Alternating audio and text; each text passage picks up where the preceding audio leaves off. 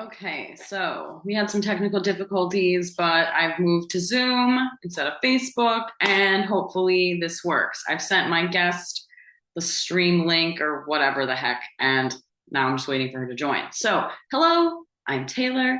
This is the We Aim to Slay Self Care series. If you've missed any of the previous episodes, you can find them all on the We Aim to Slay YouTube channel. And now I'm just waiting for my dear guest to join me today. And she's fantastic. Um, I met her recently in like the last couple of years through a pageant system that I've been a part of for decades now, the Miss American Nation, Miss Culture Galaxy pageants, which is also associated with the Miss Empire Royalty pageant. It's all under the incredible directorship of Debbie and Sasha Hills. And they're fantastic. I've known them like my whole life. So let me just double check, make sure that my link actually sent.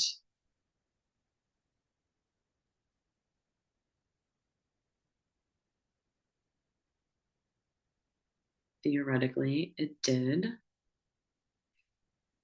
But as we have all learned by now, I'm not good at technology, and I probably need to get somebody to help me with this.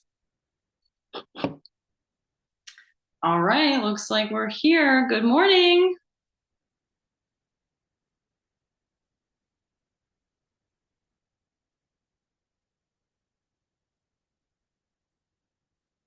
It says that you're still muted. Your audio is muted.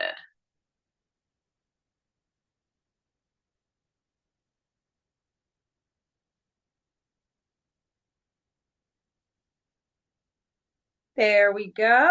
There we go. Good morning. Good morning. How are you, Taylor? I am wide awake and doing well. Thank you for your patience and bearing with me on my continuous technical difficulties because I'm a dum dum and don't know what I'm doing. How are you this morning, Jen? I am great. It's Sunday. Love Sundays. So nice quiet day after I do a few things. Absolutely. So I have not officially introduced you because I really like for people to introduce themselves. And I am going to share this on Facebook once we finish. This is also recording. I started recording it before you logged in, just so you know. Good. And then I'm going to share this onto the YouTube channel as well. So if you'd like to introduce yourself for the people who will see it. Yeah. So my name is Jenniffer Fanska. I'm the current Elite Culture Galaxy 2024. And I am also a certified trauma coach. I'm working on my grief certification. I have a master's in business, a degree in psych, and a mother to 8 children. And yeah, that's pretty much me in a nutshell. That is awesome. So how did you initially get started in pageantry? So I wanted to be in pageants since I was a young girl, and I was 16, and I was accepted to the Miss Teen Mass pageant. At that time, my family did not want me to compete, and so I kind of put that dream on hold and moved on, had my children, got my education. And when I was about, I would say 45, 46, I'm 52 now, I saw a local ad for a local pageant and I decided, you know what, time to live my dream, right? My kids are old, time for me. So I entered the pageant. I won Mrs. Pioneer Valley and I caught the pageant bug. And that was it from there. Yeah, absolutely. I totally understand how that happens. I think that's how we all get started in pageants, right? We get that flyer, we see that ad, and then the next thing we know, we can't stop. It becomes our sport. And it is a sport, no doubt. Hmm. So this is the self-care series, right? Our whole shtick here is talking about how our volunteer efforts and our taking care of ourself efforts kind of come together. So tell me a bit about your platform and your volunteer efforts because they're extensive. Well, I have this saying and it's called turn pain into power, and I live by it. Back in 2000, I lost my own son. He was 14 months old, and Jake passed away, and his death was really categorized as SUDC, which is sudden unexplained death in childhood. There's no rhyme, there's no reason. Perfectly healthy child will just go to bed and not wake up. It's happening all over the world. We at the SUDC Foundation currently serve 21 different countries. So this is not a United States thing. And so I've really devoted my life to bring awareness to SUDC and really more importantly, to let bereaved families know that there are so many resources out there. Because when I went through it 20 some odd years ago, the police come to your house, they hand you a card, and then they leave. And you're sitting here going, what do I do? Right? I mean, you've just been through a horrific tragedy. And so that is really my platform. I work to bring awareness to it. I am going to be opening my own nonprofit called Jacob's Journey, and that should happen in the next month or two. And a couple goals on that is I want to put together a book to disseminate hospitals, funeral homes, churches with a list of resources, some guidance for some bereaved parents so that they don't feel so alone. And then eventually, long-term goal, I'd really like to start running a charity pageant every year where all the money gets donated to SUDC. So that in a nutshell is the platform. As far as volunteer activities, I do Special Olympics. I volunteered for Alzheimer's Association, suicide prevention, multiple sclerosis. Anytime I can really give back, I try to, and that's my healing journey. I think that's awesome. And I agree. I mean, I feel like that's kind of like the core message behind this whole series is that, yes, volunteering is about doing things for others, but it is so cathartic for yourself to be able to go out there and see that impact make a difference, whether you're doing something instantaneous or you're doing something that has sort of a slow burn and over time it grows. Absolutely. I couldn't agree more. Every time I go out and I'm able to give back, I sort of heal that trauma just a little bit more. Mm-hmm. Absolutely. So you were talking about, and I kind of want to go back to this because I think this is important, about helping families that are going through this process find resources. Do you think that there is a lack or a gap, for lack of a better way to describe it, of resources, or is it the advertising of the resources so that people know that they're there to begin with? So I think it's a combination. I think definitely the advocacy needs to be out there to tell the parents or the families what resources do exist. But I also think the right resources are not necessarily out there. Mm-hmm. And what I mean by that is when you have a child pass away, you didn't think about their funeral costs. It's a child under the age of 2, under the age of 1, right? So where are you going to get the money to bury your child? That's the last act of love you can give your child is to bury them. Yeah. So those pieces are missing. There's a hole out there. There's also a hole when it comes to law enforcement. Law enforcement's job is to investigate a death. So they show up, they do their investigation, they deem it to be a natural death. And like I said, they hand you a card and they walk out. Well, you're brought to the police station. You're asked questions because that's their job. Yeah. You've got social services in your home and you've just lost your child. There needs to be an advocacy, an immediate advocacy. And I would love, love, love, love eventually to be part of bringing that into a police department so that when the death of a child happens, the parents there and the family there has somebody say, okay, what's going on now?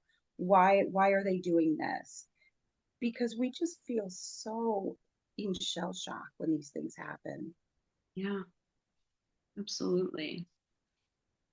And I feel like that's why it's so impressive and wonderful that you, who have actually gone through this experience, are using your pain, turning it into a power so that you're able to help other people when they go through this sudden shock. I can't even begin to imagine what that must be like. to experience. And I'm so sorry for your loss. You know what? I thank you very much, but I believe that he was given to me for the short time so that I could go on to do this work and to affect other families. And I was blessed to have him for the year I had him. That's beautiful, truly. I love that. I'm so sorry. There's no good way to transition out of that conversation because that was very No, no. going to. So tell me a bit about how you take care of yourself when you're not doing all of the million things you do that keep yourself busy during the day. Well, the most important thing I do is I listen to myself. If my body says rest, I rest. If my body says water, I drink some water. If it Yeah. says take a walk and you need some sun, you've got to tune out the outside noise and be really keen on your own self, your own mind, your own spirit, and what you need at that moment. And then if you can at all do it, right? We've got to take care of ourselves because if we don't take care of ourselves, we can't take care of everybody else. Exactly. Absolutely. So, what are some of the things that your mind, body, and spirit request of you when you do get the time to really treat yourself? How are you spending that time? Well, if I'm in the midst of sort of that anxiety and my body is feeling it, I love to listen to meditation music. I'll put that in my headphones, I'll deep breathe. Even if, let's say, I'm working on a course or I'm doing something that I can't stop, even at work, I'll put the headphones in because that is in the background, right? And so that's kind of reminding me, slow down, take a breath. It's okay. So meditation music is huge. Meditation in itself is huge. I do use singing bowls, which I love. I love the vibration. Love to be outside, get the air, feel the sun on your face. We need to be connected to the earth, and that is the best way to do it is to be outside. Yes. And and really stop negative talk, right? Because we, especially as women, feel like we have to have it all taken care of all the time. We have to take care of our body. We have to be what we consider beautiful. We have to take care of our families, our spouses, our friends. We are caregivers, right? But slow down and be a caregiver to yourself. Be your best friend. Yeah, I love that. And I 100% agree. I don't know if you know this or not. I grew up on a horse farm. So I spent like every waking moment of my life outside doing exactly what you're saying, Mm. just being myself, just like a little wild hooligan running around in the woods with my animals and, running from my siblings. And it was a huge kind of culture shock for me when I got my first adult job and I had to sit at a desk, the only desk in the office that could see out the windows and see people running around, having fun. And you're so right. I never feel more like myself than when I'm outside. Yeah, I grew up camping, canoeing, and it really was an amazing childhood. I would love to see more children get outside now. Absolutely. And it's interesting because so I work at a high school and like sometimes I'm a para educator, so I'm not a full blown teacher, but every once in a while I'll be covering a class for a teacher that's absent. And one year it was a beautiful spring day. And I brought the kids outside because I thought, won't this be a great way to shake it up? This is a math class. Like, let's sit outside and the marching band was outside practicing. I was like, this is delightful. And the kids were so miserable. Oh, So that within 20 minutes, I had to bring them inside. They wouldn't stop complaining. It's too loud. It's too bright. It's too hot. The wind is too windy. wow. Wow, you guys. Like when I was in school, we begged for any opportunity to go outside, any Yeah, yeah, opportunity. yeah, absolutely. And It's something about that sun, it brings out that chemical Mhm. and it just sort of heals us from the inside out. Yes, absolutely. And there's nothing more like healing, grounding than being barefoot in the grass. Oh, absolutely. Think There's with the so many, yes, there are so many theories if, because we're grounded into the earth by nature, right? So Mm, when we feel that beneath our feet, we're pulling that earth's healing energy into our heart. Yes, absolutely. And like people want to make fun of for us for being like tree huggers, but hugging a tree, there's nothing more like healing, especially so now we're getting into my interests, right? Like everything has a elemental energy, right? Earth, wind, Yes. fire, water. So when you're sometimes I have really high anxiety, I get like panic attacks. I personally love to go running outside. That's my favorite way to heal that. But if I'm having a panic attack while I'm outside, I look for a willow tree because they have the Mhm. grounding earth energy of being a tree, but they also have that soothing water energy of just letting things wash away. And if you live near willow trees, you'll never have a bad day in your life. I believe that 100%. Oh, that's so interesting. All right, I'm gonna go find some willow trees. That is amazing. They're Oh, amazing. They heal from the inside out. that is great. Ooh, good tip. You're very well. Okay, we'll have to, you know what, we'll connect and we'll talk more about this because I don't know if you're a book person. I'm a book person. I've got shelves and shelves of books about like energy and healing and plants and Oh, well, yeah. yeah. Oh yeah. I'm the green thumb in the family. Yeah, I'm not a green thumb. That's not good. I prefer, to have fake plants, but I'll sit around real plants, real nature all day, every day. You just have to find the right plant for you. And I believe this about plants, about books, movies. There is a something for everyone. And this year for Christmas, I gave everybody aloe vera plants because I've had Oh, these two aloe veras that have been growing for years, and they finally had enough babies that I could like give them out as gifts. And everybody started freaking out. They're like, Taylor, how can I keep a plant alive? And I'm like, aloe vera is the sturdiest plant. They use them as like hedges in Florida. It just needs to stay warm and it needs to have sunlight. Every couple weeks, you remember it's there, you water it. It's a cactus. If it has too much water, it'll burst. If it doesn't have enough water, it looks dehydrated. You just need plants that signal you. And I apologize absolutely. for our parrot that is screaming. Oh, nope, that's okay. We live in a jungle here, basically. Does it talk? It does talk and it has some nice phrases and some not nice phrases. So So it's just like a child, basically. yes, and it's kind of crazy how like quickly it will learn new phrases, but then also it exerts its own free will because there are some phrases that it just refuses to learn. And this parrot's older than I am, so it's been around. I've been trying to teach it things for decades, and it just refuses to learn certain things. I know, right? So, when you submitted your bio to me, you included a great quote about even a warrior knows when to take a knee or something to that effect. I think I'm paraphrasing. Explain that to me and explain that concept, like how you have incorporated that into your life. I know we kind of touched on it before, but I loved that quote. Yeah, and it's a quote that I really live by. And it's even a warrior needs to take a knee, meaning even the strongest person who has been through amazing things and is giving back and is doing anything and is surviving.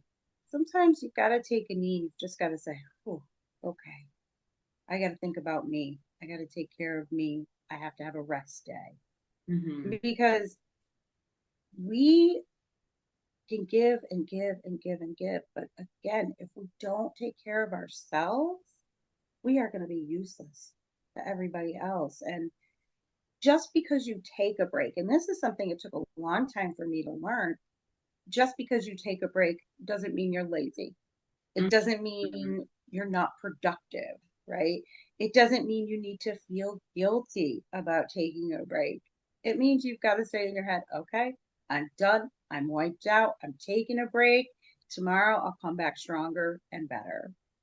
Yes, absolutely. I feel like there's such a stigma around rest, especially Yes. nowadays, especially in this sort of like hustle culture where everybody's always trying to monetize something. I mean, I myself am guilty of that, so I'm not even going to pretend like I'm not a hypocrite saying that statement. But for years, like I wasn't trying to monetize We Aim to Slay. I was just doing it because it made me happy. it still just makes me happy, but now I'm like, I've put a lot of money into this over the years. I'd like to get some back. But there is sort of that idea that like if you're resting, you're sort of failing, to put it bluntly. And I know I felt that in my own life because there's these sort of arbitrary metrics we place on ourselves or that society kind of places on us. And if we haven't hit these sort of imaginary points at certain Yeah. times, we're doing everything wrong. And I feel like I talk about this with my mom a lot. I call her at least Mm. once a week to talk about this because if you measure my life by these societal metrics, I'm not doing a good job at all. Like at all. But if you measure my life by like the metrics that I actually put value into, I Right. am doing so amazingly. Well, I think you're doing amazingly. Thank So, you. I appreciate that. But I mean, and but that's because as people, we understand that life isn't just about do you have your own house? Do you have a right. spouse? Have you had this career forever? Have you been saving for a 401k? Those things are important, of course, but every life is different. Every path to Yeah. those milestones is different, and how those milestones play out for people is different. So it's just like Yeah. odd, that like even though we can understand that we're doing well or we're doing something so important like resting, in the other half of our mind we're also like, but did you know that you're actually just like ruining everything by sitting here? Yeah. Guilt is a terrible thing. And I think women in society feel guilt a lot more. Now, again, I can't speak for men, they have their own struggles. But Mm-hmm. I do know that the guilt to be the perfect wife, the perfect mother, to make sure that we're stylish or well rounded, or, all of those, like you said, societal implications that causes such a guilt. And so then, because we feel guilty, we get up and we do more and more and more, constantly on that hamster wheel. Got to stop the hamster wheel, really, Mm-hmm. because you're only killing yourself. You're hurting yourself, is what you're doing. Absolutely. So, for those who may watch this or listen who haven't quite figured out how to listen to their inner warrior, do you have any advice for how they might know, like, what those signals are to, hey, we need to take a moment, we need to recuperate? Well, it's interesting because when you get emotionally tense, you will react physically, right? Mm-hmm. Maybe you don't feel well, you're exhausted, maybe you're sore. Um, could be something as simple as you cannot concentrate. So you've really got to listen to your body because your body is your speaker. It's going to tell you when your mind needs to settle down. So as you start to feel these things, take a moment, box breathe. Inhale for 3, hold it for 3, let it go for 3. And really think, is this going to matter tomorrow, the next day, long term? If it doesn't, let it go. Just be a duck. Let the water roll off your back. I love that. That's fantastic.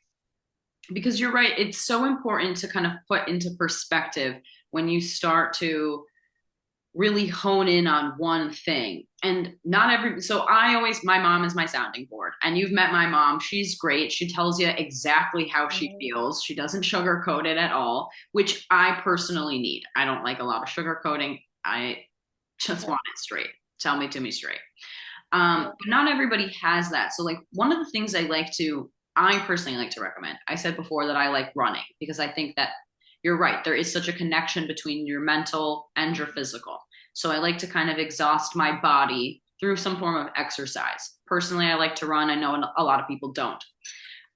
Because then I can kind of focus in on, okay, this is a mental issue. I really need to Yep. have, like, I need to kind of come up with either a solution or a plan or some form of delegation if I can. Versus, Well, running is meditation, right? It's just a yes. different form of meditation. You can walk and have meditation. What's interesting? I took a class on Buddhism in college. Great time to mention that I went to art school. And every class involved us doing a walking meditation. For like 20 minutes, we just walk around the campus. and then we'd come back and we'd keep going. And that, you're right, it has become one of my favorite forms of meditation. And this is part of my running it out process. I like to talk out loud the problem to myself. And then, and maybe what sounds a little odd, I like to argue all the sides that I can think of. Anything that comes up to me as being like, well, this Yeah. could happen, I say it out loud. And hearing it back to myself, I'm like, that's ridiculous, you know? And like, I'm sure anybody who encounters me doing this process out loud thinks I'm crazy, but it works for me. There is something Right. so different about hearing a thought or writing them down. I like to journal also. Reading it back to yourself is so different than having it just float around in your mind, where you're then associating it with every other bad thing you've ever experienced, you know? Right. And it's a tunnel, right? So we get sucked into this like whirlwind where one thing leads to another and the negative thoughts just multiply and multiply and multiply. And sometimes you've even lost track of what the initial true issue was. Mm-hmm. Oh yeah. And especially like you were saying how like it kind of does impact women differently. We already like to kind of come up with scenarios in our mind of like what we think the day will be like, what we think we should wear, what we think Yep. that, you know, our little fantasy of our little like romance or whatever. And we set these expectations for ourselves, both positive ones, sometimes that are too high and unattainable, but also negative ones that drag Yep. us down so far. And Yep. it's so crushing to see and to experience, of course, but like, you know, when you just see people around you that you're like, I know you can do amazing things. And it's sad to see you limit yourself. Well, I think too, what we do is we wake up first thing in the morning and what do we start doing? We run through the list of what has to be done. Okay, I've got to do this to get to this. Hmm. We should be waking up in the morning, stopping, breathing, and saying, what am I grateful for? You know, give a sense of gratitude to yourself. Tell yourself, I love myself. I am grateful because of XYZ. You'll find that list just seems a little easier to tackle. Absolutely. I totally agree. For me, I start my morning with, you know, with my dog. We do a snuggle? I prep his breakfast. We go for our walk, our morning meditation, and then I get the day started. And I do run through that list, but I try to write it down so it's not bogging down my brain. It's something that I can look back to, and I get personal satisfaction from the crossing off of items on the list. Feels Oh, like, I love lists. oh my God. I keep a Do notebook. you rewrite them when they get messy? Yes, I do. Yes, I'm a penmanship snob. And actually, I'm very, so I double majored in journalism and literature. I've been a book and writing person my whole life. Yeah, So I'm very particular about what pen I use, if yeah, what pens can be mixed on what pages, the type of paper. All of my notebooks, and I have many, they're all like subject coordinated. So I have like my blog notebook, but that's yeah. separate from my pageant notebook. And Yes, I do girl. keep them both on me and I bring them to work. And frequently I have people ask me, like, oh, did you start a new notebook? I'm like, no, this is a different subject. Yep. Yeah, I got all color coded tabs. 100%. And I can't stand a messy list. So when it starts getting crazy, I'll rewrite it. I will rewrite them because I changed the date. You know, I'm like, it's a new day and my priorities have shifted. So this isn't my number one priority now. It's number two. That means a new list. Yeah. But I have to keep the lists together because I have to cross it off on both both lists also because otherwise it's not done. I so can relate to that. Are you a Virgo? I am not a Virgo. I actually am a Gemini, which I only hold certain traits of a Gemini. But I'm yeah, a no, I'm Gemini very particular. rising, so I think that maybe it is the Gemini. Ah, But so what's there you interesting go. is Gemini and Virgo are both ruled by Mercury, the planet of communication. So I think that's where it is. We're just like the universe's secretaries. So we've got things to take note of and messages to pass along to people. Absolutely. Absolutely. I love it. I love that. It's so funny. I can't believe we had such a Well, so now I got to know, what's your favorite kind of pen? Are you like a fine tip person? Do you like a wet or ink? What are you doing here? What's your list setup? Oh, my list setup. Well, first of all, I have to have a notebook with my little tabs. I cannot. This is such a ridiculous thing, but you know how you tear out a page in the notebook? It's got those little like ringy things on the side. I have to cut those off. I do not tear pages out. I used to The as a kid, but lists now if I I don't. if I have to, I can't. I can't. My favorite type of pen, I do enjoy a good gel pen. And when I'm at work and I want to have a little fun, I will grab a green or a pink pen, a purple pen. Yeah, throw a little excitement into it, I right? love color coding. It's how I keep everything organized. Oh yeah, absolutely. So I get made fun of all the time because when Christmas comes, right? I got 8 kids, so when Christmas comes, I've got the Excel spreadsheet, the color coding. that's Crazy. perfect. I haven't quite gotten to that. I'm not good at Excel. It's just there's a lot of settings. I probably need to just like watch a YouTube video on it because it overwhelms me. I don't know why. Excel and I are not there yet, but I'm sure I will be. Have you ever tried bullet journaling? I have not. Now, what is that? That's something like one of my college roommates turned me on to while we were in school. Um, I kind of use it, but not really. So bullet journaling kind of incorporates regular journaling and like scrapbooking. Um, hold on, I'm getting an upgrade, like a thing that's saying, "Oh my God, we only have 10 minutes left." I didn't know there was a time limit. Oh my God. So I'll make this quick. So it combines journaling and scrapbooking. And basically, what you do is like you get a blank journal and then you create the format and the layout and you put what's in there. And like, so some people will add like, how much water did I drink? And they'll have like little raindrops on the side. And each raindrop is how many ounces, and you color them in. And you use like washi tape to make like borders, or you put stickers. And I have one journal that is a bullet journal, and it's for very specific things. Otherwise, I feel like that sometimes it's like too much. That would like, I'd get more stressed out on the look of it than. The same thing. Like, oh my gosh, then I'd have to color in something. And Yeah. yeah, I get that. So that is a little bit too much for me, but for some people, they really like that. And they make like, like graph paper, how it has like the lines on it. They make like Oh, bullet journals that are like that, but there's no lines. It's just like the grid points. So there are guidelines to make straight lines if you want them, which is interesting, but I think that's a bit much for my OCD. I think I would really spiral out of control with a proper bullet journal. I agree. I agree. I don't think I could do that. But definitely, you know what? On a quick topic, journaling is an amazing thing. Writing letters, writing poetry, right? Mm, All of anything you can, painting, anything you could do some self sort of creativity with is a wonderful way to sort of get those feelings and put them down somewhere. absolutely. Or even to kind of combine all the things we've been talking about. Have you seen online when people go outside and they make like mandalas, but out of deadfall and like leaves and other abandoned I things out in have, the forest?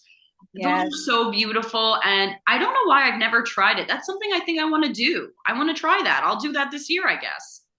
Nice. There you go. Put it down in the journal. Make it a goal. Absolutely. We are kind of running out of times, which I Yep. didn't realize was going to be a thing. And I've got to work on a better format, but that's neither here nor there.